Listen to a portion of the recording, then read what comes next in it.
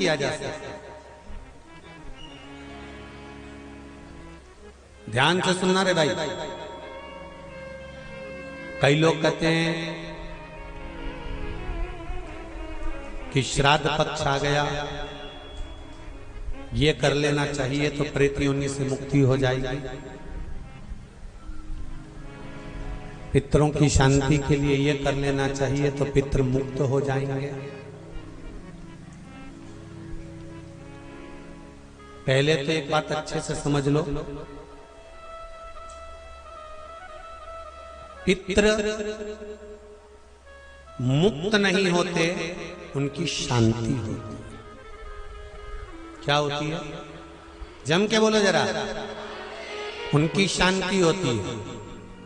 जब आप किसी तीर्थ में स्नान कर रहे हो, जब आप किसी तीर्थ में हो, स्नान कर रहे हो, पुण्य कर रहे हो, सत्कर्म कर रहे हो, भजन कर रहे हो, कीर्तन कर रहे हो, मंत्र जाप कर रहे हो, तो उसका एक अंश, एक भाग हमारे पूर्वजों के खाते में, हमारे पितरों के खाते में जाता है, उनके खाते में पहुंचता है। ये निश्चित। आपने किसी ब्राह्मण को भोजन कराया, भले अपने पितरों के निमित्त नहीं जिमाया, कोई ब्राह्मण को एक गिलास पानी पिलाया, भले अपने पितरों के निमित्त नहीं पिलाया, पर आपका एक अंश उसके खाते में चला जाएगा। उससे क्या होगा? पितरों की शांति। और समझ लो, गया जी में पिंडदान कर देने से क्या पितृ मुक्त हो जाते हैं? बद्रीनाथ जाकर कपाल क्रिया करने से क्या पितृ मुक्त हो जाते हैं?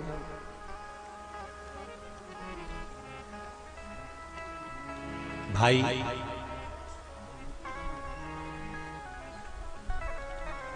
गया जी जाना तो वहां के पंडा जी से पूछना, हम यहाँ पिंडदान कर देंगे तो क्या वो मुक्त हो गए? पंडा जी कहेंगे, आप अपने पूर्वजों को गया का पिंड देकर, उनका पिंडदान कर कर आप उनको भगवान विष्णु के चरणारविंद में छोड़ गए, पर आप घर जाना तो घर पर जब जब श्राद्ध पक्ष आए तब ब्राह्मण को भोजन जरूर करना। भले तुम धूप मत देना, कौवे का मत निकालना, पर एक काम जरूर करना कि ब्राह्मण भोज कराना। उससे क्या होगा?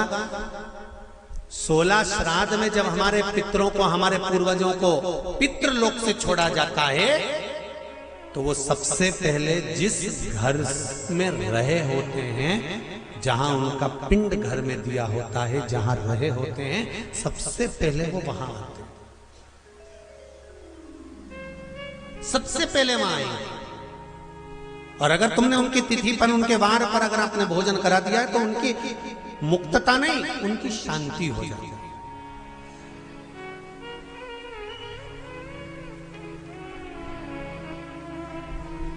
पितरों की मुक्ति कैसे है? उनकी मुक्तता कैसे? प्रेत योनि की मुक्तता कैसे? तो कहा, जैसे भगवान का नाम लेने वाला व्यक्ति दूसरा जन्म नहीं पाता, उसी तरह भगवान का जो भजन करते हैं, कीर्तन करते हैं, मंत्र जाप करते हैं, या शिव महापुराण की कथा, राम कथा, भागवत कथा, विष्णु पुराण आदि आदि जितनी भी पुराण हम श्रवण करते हैं, हमारे श्रवण करने का एक भाग हमारे पितरों के खाते में जाता है, तो उस कथा के फल से उनकी मुक्ति हो जाती है। उनकी कथा के फल से मुक्तता। प्रेत योनि से मुक्त हो गया धुंधकारी, बिंदुक प्रेत योनि से मुक्त हो गया। काय से हुआ? शंकर का स्मरण, शिव महापुराण की कथा का रसतत्व ग्रहण करना। राम कथा भागवत कथा का मात्र स्मरण करने से, उससे मुक्त था।